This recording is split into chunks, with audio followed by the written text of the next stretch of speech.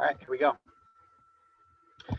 Hey folks, 9 a.m. Wednesday morning. Mike Lieberman and Eric Kalis here, back again. Sorry for yesterday. We learned a lesson, and we had not expected this show to go as long as it did, so our webinar expired. We didn't know it until we logged in yesterday. We had to hustle to get it set up, but thanks for a few of you who emailed me. It's all set up now. If you see this recording and you want to watch us for the next couple of days, the new link is on our website, on the On Horizons page of our website. And interesting enough, that's going to be a nice lead into what we're going to talk about today, which is how to think differerly about your sales and marketing from an experimentation and a testing perspective. So you're going to learn a lot more from your failures than you are from your successes, right? So we had an issue yesterday, we realized what we did wrong, and now when we do this again, we'll know not to make that mistake again. And that's an interesting concept that will be a part of what we're going to talk about today. Is a lot of clients sometimes are bummed when stuff we do doesn't work out like we thought it would. And we try to explain to them, no, this is a good thing. We learned what not to do again. And that's an interesting perspective. You have to understand, if you're going to take a testing and experimental perspective to revenue generation, then you have to be open to those failures and how those failures inform your go forward plan. Now, the topic of the show is on the horizon. So you may have looked at sales and marketing and customer service from a very, tactic-centric perspective and a very execution-centric perspective. And going forward today, Eric and I are going to try to encourage you to look at it from a more experimental and a testing perspective. Eric? Yeah, it's true. And I look at our own sales process over the last 18 years that Square 2 Marketing has been fiddling with it. It obviously looks nothing like it did when we first started. When we first started, we talked about ourselves and our agency and had one or two steps in the process, and we did okay. But over time, we started to learn what's working and what's not. We also apply lots and lots of metrics to see how people are moving through the sales process. So it really is a big experiment. I would say that after 18 years of testing, we're still only 85, 90% of the way there, because there's always work to be done to improve performance. In the times of COVID-19, where we're all like kind of unbalanced in what's going on in our sales process, I thought I'd start the day by talking about some high-level things you can do to look at your sales process and adjust it based upon today's activity. The first thing you want to do is you want to establish and communicate the top priorities to your team. If it's, listen, our tried and true product is X, let us just lean in on that. We know people like it. We know it's priced correctly. Let everybody know on the sales team that this is our focus for the next 30 days. And that's a very simple thing to do. Everybody on the sales team has great intentions, but if they're all doing different things, you're going to have a little bit of a mishmash of communication to prospective and current clients. Also, you have to look at what are the most important sales activities. So for example, if you literally have nobody in your pipeline because it dried up for COVID-19, your number one priority should be introducing yourself to new folks or filling up the top of the funnel. That could include email marketing, an invitation for more SEO for your team to work on to drive more traffic to your website, and a host of other activities. And finally, for small entrepreneurial and mid-market companies like ours, you really want to lean on the leaders of the company. They have the relationships they had when they started the company back then. It's time to go back and lean on those relationships. If you need a sale this week in order to make payroll, the founder should pick up the phone and call a great client or a past client and leverage those relationships to see if he can move the needle or she can move the needle. Number two, you want to leverage your demand and sales data to identify the specific areas where you're having challenges. Let's say that everybody is frozen now and they won't move forward in the final stages of your proposal because they're just squeamish about signing on the dotted line for an additional expense. Well, that could be a great opportunity for you. Because we're all friends today, I'll tell you about a scenario that we did. We helped a prospective client come on board who was in that same position. They were very worried about signing their name on the dotted line because of the great unknown. And we were very creative in our terms, tying them to the stay-at-home place being lifted. Now that's pretty creative and perhaps a little bit aggressive, but we felt comfortable that things will return to somewhat normal soon, and we were willing to wait for our money to bring on a new client and hit our sales number. So look for places where you could be a little creative, especially in the data. Also, you want to look at your pipeline hygiene. And what I mean by that is you want to review all the deals that you had cooking in the last 6 months or so and go back and revisit those, because it's easy when things are going great to say, you know what, this person's not that interested. I'll just put them in the stalled category. But now maybe a little bit of retouching base with them would unearth some opportunities that you didn't anticipate you would have before. The fourth thing is to protect the base. You have this great base of clients who love you and talk about you. It's time to leverage that. Go back to them and ask them politely to spend more money to help your company out, or get them to give references to prospective clients and let them know how happy they've been with your company. The base is strong and you have to leverage that in order to close some of these deals. And finally, what we've been doing at Square 2 is taking a little time to build both the worst case scenario and the best case scenario, what will happen over the next 6 months. And that way we can plan accordingly. If we think that the sky is falling and we're never going to close another deal, well, that should give us insight into how we could restructure our costs or our team members. But if we also feel in the best case scenario, hey, we might be able to close the same amount of deals or more than we did before COVID because of our shift or pivot in messaging, then how are we going to prepare for that? So I would take an hour with your leadership team and I would prepare best case scenario, worst case scenario, and then you'll have contingency plans for both of those. Mike, if you remember back in 2008 when the sky was falling again due to the Great Recession, Mike and I brainstormed 17 things that we could do to save the company, and we put them in order of aggressiveness. The lightest ones as the initial moves, and the really heavy ones at the bottom of the list. And I forgot, Mike, how far did we get down the list of 17? 4 or 5, 3 or 4. 4 or 5 moves, and then things kind of cleared up a little bit. But should it have been worst case scenario, we were ready to make those drastic moves to save our company. Hey, look, at the end of the day, you know, it's all about your trusted and close relationships. They're key to this period. Lean on your team members, lean on your vendors, lean on your great employees, and lean on your strategic partnerships to help you through this. They're looking to get through it as well, and there's a lot of give and take that can happen to help each other save the day. Back to you, Mike. Yeah, so if you want to take a more scientific approach to revenue generation, then it really means shifting your thinking. A lot of CEOs, a lot of business owners, they're really only looking for one thing, and that's how many new customers did I get? How much revenue did I drive? How many people signed up yesterday, right? It's very short term. And while that's great and potentially appropriate for a CEO, someone in the company is going to have to dig into that big macro number to understand why it's working or why it might not be working as well as expected. And that's where experimentation comes in. So let's break this down for you in a very specific way. If you have a landing page on your website, you're going to want to run some experiments on that landing page, right? So that's a very small element of your overall revenue generation program, right? It could be one of 100 landing pages. I think Square 2 Marketing has hundreds of landing pages that we've used over the years, and probably over 100 that are active now on our website. So finding one and experimenting on it might seem frivolous to you, but when I explain to you the power of that, I think you'll feel a lot differently. So you can literally rank those landing pages in terms of the number of visitors that are hitting those pages. And you can literally see the conversion rate on those landing pages for every single one. So how many people are coming versus how many people are completing the form and becoming a new lead for your business. Start with the page that's at the top of the list with the most visitors and take a look at that conversion rate. If it's not your best conversion rate, that's where you want to start your experimentation. Now we're looking at the landing page. It has a headline, it has copy, it has a picture, it has form, it might have a subhead, it could have testimonials, it's going to have a lot of different elements in it. And what you want to do is identify one of those elements. Let's just use the headline for the sake of our conversation today. I'm going to change the headline, okay? I have months of performance data on this page as it is. I'm going to change the headline, and I'm going to let that page run for a week or 2 weeks. We'll talk about how long in a minute.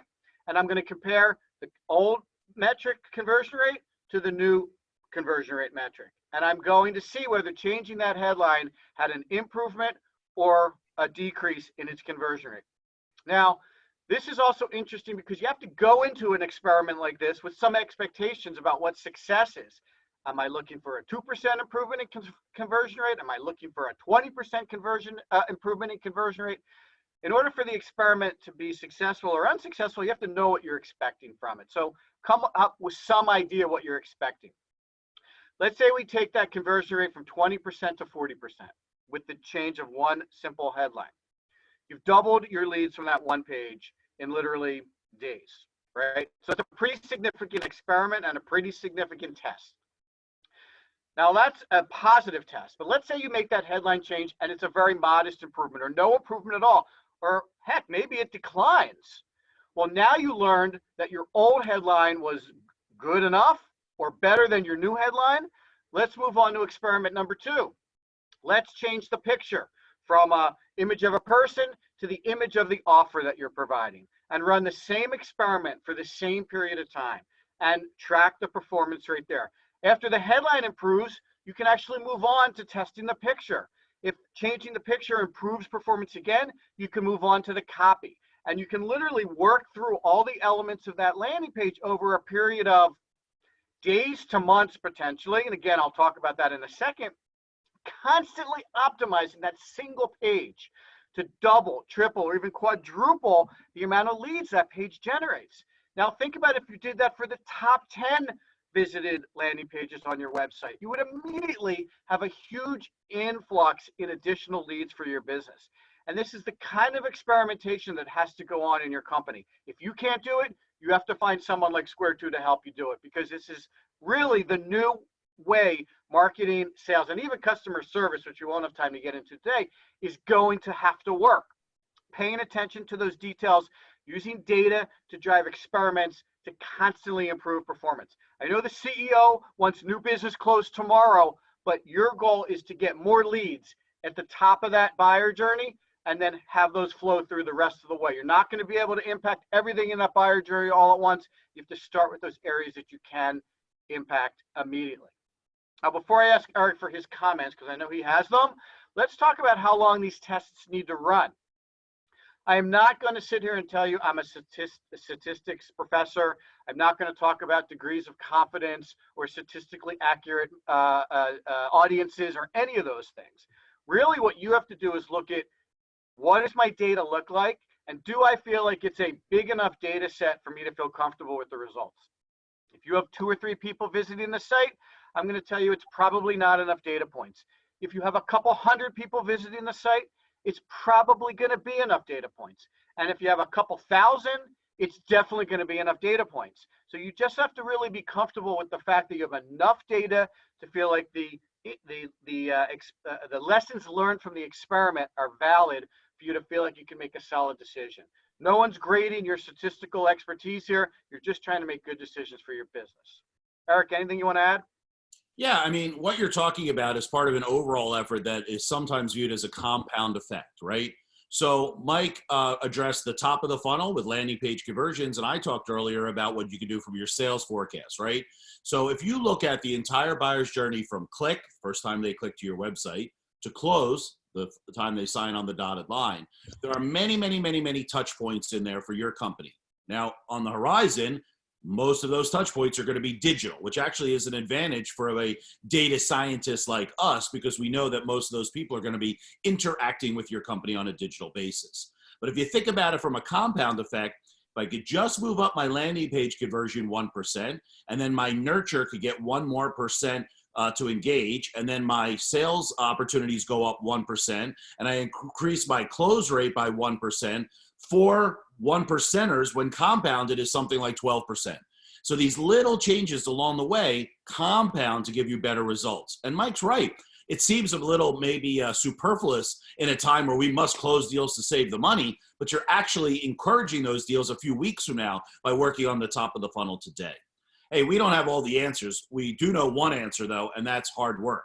Meaning that I got to wake up early. I got to do my analysis on this landing page. I have to change 3 of them a day. I have to let them sit for 2 weeks to see if I move the needle, and then I got to come back at them again. It would be a lot easier if we could go to working on stuff that we like creating new campaigns, but the existing things you have in place are much easier to get some traction if you just fiddle with them. Yeah, and you could take this approach and really push it all the way through the entire revenue cycle from click to close, like Eric said, right? You're having trouble closing deals.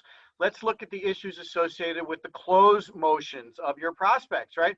Perhaps your agreement is too legal, right? Let's look at revising that agreement into something that's written in English for people who aren't lawyers to evaluate and say yes to right away, as opposed to sending it to legal for a 2-week review that comes back with a ton of red line that requires you to make concessions. The back and forth and your sales cycle has been extended. Run an experiment with your agreement. Shorten it, write it in English, and use it and see if it helps you shorten that sales cycle and improve your close rate. If it does, you have a successful experiment. We are constantly looking at our clients' sales presentation decks. And in many cases, there are tons of experiments that can be run on that part of the sales process. Eric, talk about how when we review sales presentations, it's more about them than the actual client they're trying to help. You have tons of stories about that. Well, my famous story is one of our clients sent us their deck, and they explained to us that they were pitching the largest deal they ever pitched. And they said, take a look at our deck. We want to make sure we're prepared. And it was 20 slides. The first 19 talked all about the company, its history, the people, and so forth. And on the last slide, it says, based on our calculations, we'll be able to save you $1.2 million. I said to them, just get rid of those first 19 slides and use the last one, and you're good to go. Now, of course, that's meant to be humorous, but it really indicates how if you play around with some of the ways that you approach things, you can find an answer. And I'll give you a personal example for us. If you go back about 8-9 months ago now, we had an opportunity for a very large engagement. And we decided that we wanted to win this. So we pulled out all the stops. And we even asked some of the CEOs of our existing clients to record a short video of what it's like to work with Square 2 specific to the needs of this prospect. And the videos came out great. They were authentic. They were about 3 minutes each. Really well done. We got lucky because the people that we asked to record them actually were pretty good on video. We used them in the pitch, success. But then I said, wow, here's an asset that we have now. So I inserted into our sales process just before the client is anticipated to sign an email that goes out with those two links to those videos. And all of a sudden, people are signing. Now, I can't track it exactly to that, but I do know that it was another asset that I had that I used, experimented with to try to make my close rate go up. And now I have something that I've played around with that I can use in the future or until I find something better that'll replace it.